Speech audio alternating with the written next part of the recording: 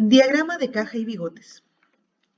El diagrama de caja y bigotes es una representación de datos sobre la recta numérica, en la cual tendremos dos bigotes que están limitados por un valor mínimo y un valor máximo de los datos, y una caja que representa el rango intercuartil, o como sus siglas lo dicen, IQR, también llamado rango intercuartiano, que está limitado por el primer y tercer cuartil. También marca en nuestro diagrama la posición de la mediana. ¿Sí? La mediana también es el segundo cuartil. Por lo tanto, si notamos, nuestro diagrama de caja y bigotes está separando en 4 partes el total de los datos, cada una representada por un 25% de los datos. Estos sí están afectos a lo que es el rango admisible. El rango admisible son todos los datos que son típicos dentro de una muestra. Por lo tanto, cualquier dato que esté fuera de este rango serán datos extremos o también llamados datos atípicos y se representan por un punto o un asterisco fuera del gráfico de caja y bigotes. El diagrama de caja y bigotes nos permite comparar una variable en diferentes datos y también podemos ver la simetría y la homogeneidad de los datos de nuestra muestra. Eso nos permite separar las muestras en 3 tipos. Las muestras simétricas, que son aquellas donde la caja está centrada y la mediana está en el centro de la caja. Y las asimétricas, que puede ser negativamente asimétrica o asimétrica negativa, cuando los datos están más dispersos en el lado menor o en el lado izquierdo de nuestro diagrama que en el correspondiente lado derecho, refiriéndonos a los bigotes principalmente. Y puede ser positivamente asimétrica si los datos están al revés, están más dispersos hacia el lado positivo que hacia el lado negativo. Y se define como una muestra más homogénea aquella donde los brazos o bigotes son más cortos y la mediana está más hacia el centro de la caja, y se define como más heterogénea cuando es todo lo contrario. Los brazos son más largos y la mediana se aleja del centro de la caja. ¿Cómo se construye el diagrama caja-bigote? Aquí veremos un paso a paso para poderlo construir dependiendo de cómo nos den los datos. Si los datos están en una lista, lo primero que habría que hacer es ordenar los datos de menor a mayor. Ahí está. Una vez ordenados los datos, debemos calcular los 3 cuartiles, Q1, Q2 y Q3. En este caso son 14 datos, por lo tanto, como es par, el segundo cuartil, que es la mediana, va a ser el promedio entre los dos datos centrales, entre 3 y 4 en este caso, así que Q2 es 3,5. Si dividimos en 2 la muestra, quedarían 7 de cada lado, por lo tanto el cuartil 1 sería 3 y el cuartil 3 sería 4, que estarían en medio de la muestra. Luego tenemos que calcular el rango intercuartil, que es la diferencia entre el tercer cuartil y el primer cuartil. En este caso, 4 menos 3, que es 1. Y con este dato vamos a calcular el rango admisible. Es decir, vamos a sacar el límite inferior, que lo vamos a calcular siempre como el primer cuartil menos 1,5 por el rango intercuartil. Y el límite superior, que va a ser el tercer cuartil más 1,5 por el rango intercuartil. Si calculamos, en este caso, el límite inferior sería 3 menos 1,5 por 1. 1,5 por 1 es 1,5 y 3 menos 1,5 es 1,5. Y el límite superior sería Q3, que es 4, más 1,5 por 1. En este caso sería 5,5. Y con esto vamos a ver cuál es el rango admisible de nuestro diagrama de caja bigotes, y lo que esté fuera de este rango van a ser datos atípicos o datos extremos. Así que esto también nos permite ver cuál es el valor máximo y mínimo de nuestro diagrama. El límite inferior nos va a decir ¿cuál va a ser el mínimo? El mínimo tiene que ser el primer dato que sea mayor que el límite inferior. Es decir, el primer dato de nuestra muestra que sea mayor a 1,5. En este caso sería el 2.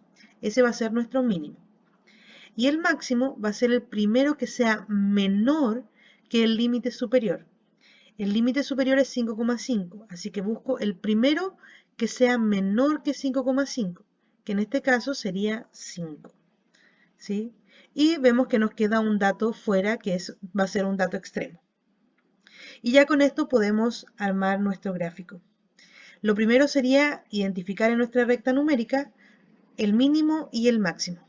Ahí están. Con eso formamos el bigote. Y la caja se va a formar con los cuartiles. Representamos los cuartiles sobre el bigote y con los extremos que son el Q1 y el Q3 formamos la caja. Y todos los datos que estén fuera del rango admisible se representan por un punto que representa que son un dato extremo. Y listo, terminamos con nuestro diagrama de caja y bigotes. Vamos a ver otro ejemplo cuando nos dan los datos en una tabla de datos no agrupados, una tabla de frecuencias. El orden de los pasos es el mismo. Primero que nada, habría que ordenar los datos, pero en este caso los datos están ordenados, por lo tanto lo primero que vamos a hacer va a ser calcular los 3 cuartiles. En este caso recordemos que tenemos que sacar primero la posición, multiplicando el número de cuartil por el total de datos dividido en 4. En este caso para el primer cuartil sería 1 por 32 dividido en 4, lo que nos da 8. Nos dio un entero. Si da entero, en este caso tenemos que sacar el promedio entre el dato en la posición 8 y el dato en la posición que sigue, que sería la 9. Si nos diera un decimal, hay que aproximar por exceso al entero y eso nos va a dar la posición del cuartil. Pero como es entero, vamos a sacar el promedio entre el dato en la posición 8, que estaría aquí, y el dato en la posición 9, que estaría acá. Por lo tanto, el primer cuartil sería el promedio entre 7 y 9, que es 8. El segundo cuartil, o mediana, se puede sacar de la misma forma como 2 por 32 dividido en 4, o simplemente dividiendo por la mitad 32. 32 dividido en 2. Pero también nos da un entero, 16. Por lo tanto, tenemos que sacar el promedio entre el dato en la posición 16 y el dato en la posición 17. Ambos están en el mismo dato, por lo tanto, la mediana sería 9 en este caso. Y por último, el tercer cuartil, que nos da 24 la posición, también es entero, así que hay que sacar el promedio entre el dato en la posición 24, que estaría aquí, y el dato en la posición 25, que estaría acá. Por lo tanto, el tercer cuartil sería el promedio entre 13 y 15, que es 14. Lo segundo sería sacar el rango intercuartil, que sería en este caso 14 menos 8, que es 6. Y luego calcular el rango admisible, es decir, el límite inferior, recordemos que es el primer cuartil menos 1,5 por el rango intercuartil. En este caso nos da menos 1. Y el límite superior, que es 14 más 1,5 por el rango intercuartil, que nos daría 23. Ok, con eso ya podemos calcular el mínimo y el máximo. Recordemos que el mínimo va a ser el primer dato que sea mayor que menos 1. El primer dato que es mayor que menos 1 es 5, por lo tanto 5 es el mínimo. Y en el caso del máximo es el primero que sea menor que 23. El primer dato que sea menor que 23 sería 15. Eso quiere decir que todos nuestros datos son admisibles. Mínimo entonces es 5 y el máximo es 15. Entonces vamos a hacer nuestro diagrama. Identificamos en la recta numérica dónde está nuestro mínimo y nuestro máximo. Y ahí tenemos los bigotes. Luego identificamos dónde están los 3 cuartiles. Ahí están. Formamos nuestra caja. Y estamos listos porque en este caso no hay datos atípicos. Por lo tanto, ahí termina nuestro ejercicio. Si los datos estuvieran dados en una tabla de frecuencia y fueran datos agrupados, el procedimiento es prácticamente el mismo, solo tenemos que tener cuidado en cómo calculamos los cuartiles. En este caso, lo primero sería, otra vez, calcular los cuartiles 1, 2 y 3. La posición primero, pero en este caso recordemos que no se aproxima, sino que se busca la primera frecuencia acumulada que sea mayor o igual que 4,75, que en este caso es 11. Y con esa clase utilizamos la fórmula para encontrar el primer cuartil. Recordemos que la fórmula dice que es el límite inferior de la clase, que es 5, más la posición que la acabamos de sacar, menos la frecuencia acumulada anterior, todo dividido en la frecuencia absoluta de la clase por la amplitud del intervalo. La amplitud es el límite superior menos el límite inferior. 8 menos 5, 3. Si resolvemos esto nos da 5,75. El segundo cuartil está en la posición 9,5. Ubicamos la primera frecuencia acumulada que sea mayor que 9,5 y coincide en que es 5,8. Por lo tanto, va a ser prácticamente la misma fórmula de arriba, solo va a cambiar la posición. Y en este caso nos da como resultado un decimal infinito, por lo tanto lo vamos a aproximar para que quede con la misma cantidad de decimales a 7,36. Y por último, el tercer cuartil, que la posición es 14,25. Ubicamos en nuestra frecuencia acumulada el primero que sea mayor que 14,5, que sería la última clase, y con ella utilizamos la fórmula, límite inferior más la posición menos la frecuencia acumulada anterior, dividido en la frecuencia de la clase por la amplitud, lo que nos da aproximadamente 11,62. Ya teniendo estos datos, podemos calcular el rango intercuartil, que sería 5,87, y con ella el rango admisible. El rango admisible, recordemos que sería el límite inferior, sería primer cuartil, 5,75, menos 1,5 por el rango intercuartil, que es 5,87, lo que nos da aproximadamente menos 3. Y el límite superior, que sería el tercer cuartil, más 1,5 por el rango intercuartil, que sería 20,42. Entonces, para encontrar el mínimo y el máximo tenemos que buscar el primer dato que sea mayor que menos 3, que en este caso sería el 2. Y para buscar el máximo sería el primer dato que sea menor que 20,42, que en este caso sería 14. Por lo tanto, ya tenemos que nuestro mínimo es 2 y nuestro máximo es 14. Los ubicamos sobre la recta numérica y ya tenemos los bigotes. Habría que ubicar los tres cuartiles, ahí están, y formar la caja. Y ya tenemos listo nuestro diagrama de caja y bigotes.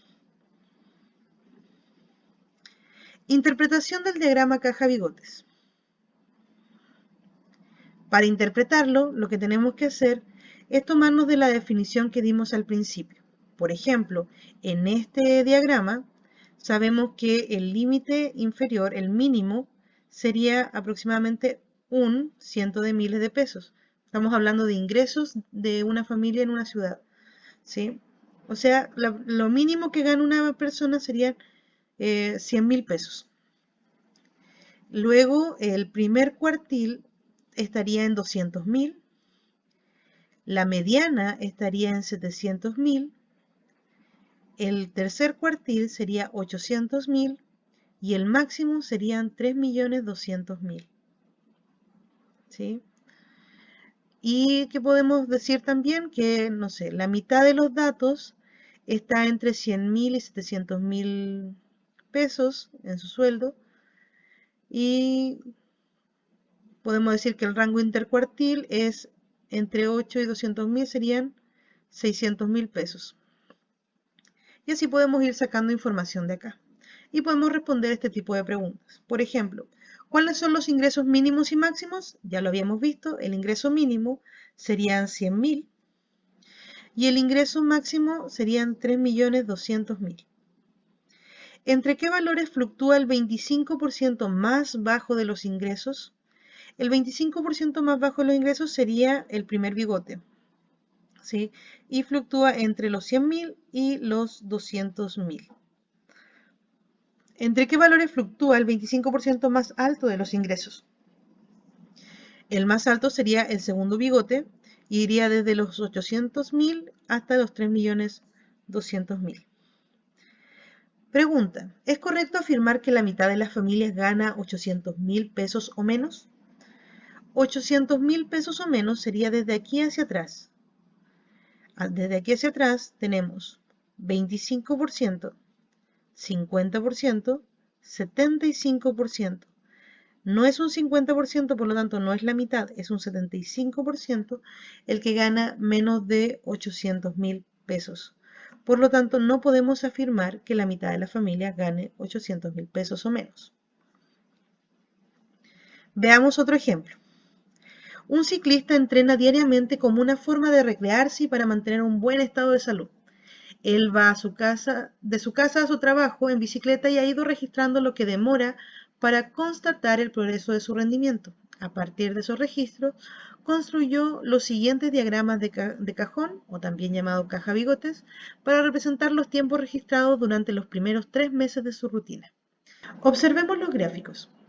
En este caso, los tres están situados sobre la misma línea, en este caso de tiempo, la misma recta numérica, y no importa tanto si están más arriba o más abajo, porque lo que representan son los valores que están en esta línea, ¿ok?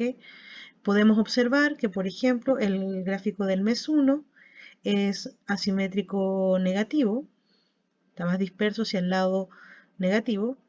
El mes 2 es un poco más simétrica y el mes 3 es un poquito asimétrica positiva.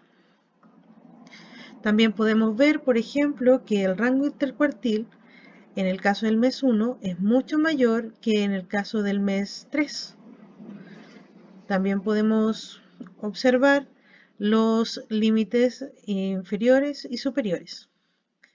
Tenemos que en el caso del mes 1, el límite inferior estaría en el 55 minutos, y el límite superior en 70 minutos.